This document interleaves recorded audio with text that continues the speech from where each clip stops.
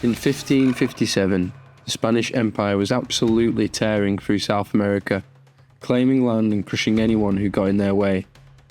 By this point, they was feeling pretty unstoppable. Then, they ran into the Mapuche people in modern-day Chile. Now, the Mapuche weren't having any of it. They weren't about to roll over and let the Spanish take everything. And this is where Galvarino comes in. This man wasn't just a warrior, he was a beast, in a good way.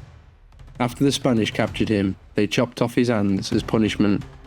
That alone is horrific, but what makes this guy different is what he did after. He didn't just give up, he didn't sit around feeling sorry for himself, no. He strapped knives where his hands used to be and went straight back into battle.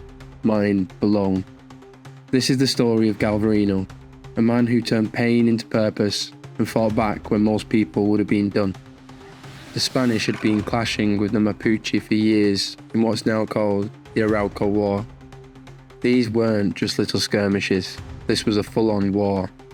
The Mapuche were outnumbered, outgunned and up against soldiers who had spent years conquering everyone in their path. Galvarino was a Mapuche warrior caught in one of these battles. When the Spanish got their hands on him, they wanted to send a message, so they decided to mutilate him. Both hands gone, just like that. But Galvarino didn't let it break him. He went back to his people, stood there with bloodied stubs, and made it clear that he wasn't calling it quits just yet. He basically told his people, look, we can either give up right now, throw in the towel, call it a day, or we could just simply fight harder. And that wasn't just words either. He strapped knives to what was left of his mangled wrists and started training himself to fight all over again. Not many people would have the grit to do that. This leads on to the Battle of Millarapue. By this point, the Spanish had decided to try and finish off the Mapuche resistance once and for all. They marched into Mapuche territory, probably thinking they'd crush them easily.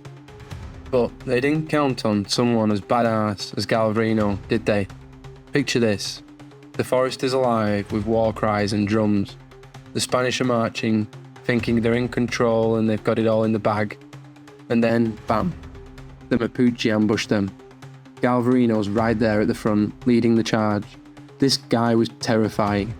Soldiers who fought him said it was like facing a demon. He wasn't just fighting, he was out for blood. It said he was moving through the battlefield, slashing and stabbing with those knives like he was born with them. Even though they were completely outgunned, Mapuche fought with everything they had, but in the end, numbers and firepower won out. The Spanish captured Galvarino again, and this time they weren't about to let him walk away. Personally, I don't think they wanted to risk cutting off any more limbs just to see him in battle once again as a human throwing star. The Spanish offered Galvarino a way out, swear loyalty to the crown, and they'd let him live, but obviously he wasn't having any of that. He stood there, defiant to the very end. He didn't beg, didn't plead, he just stared them down, refusing to give them the satisfaction. They executed him soon after, thinking that would break the Mapuche spirit, but, if anything, it had the opposite effect. Galvarino became a legend. His story spread through his people, inspiring them to keep fighting.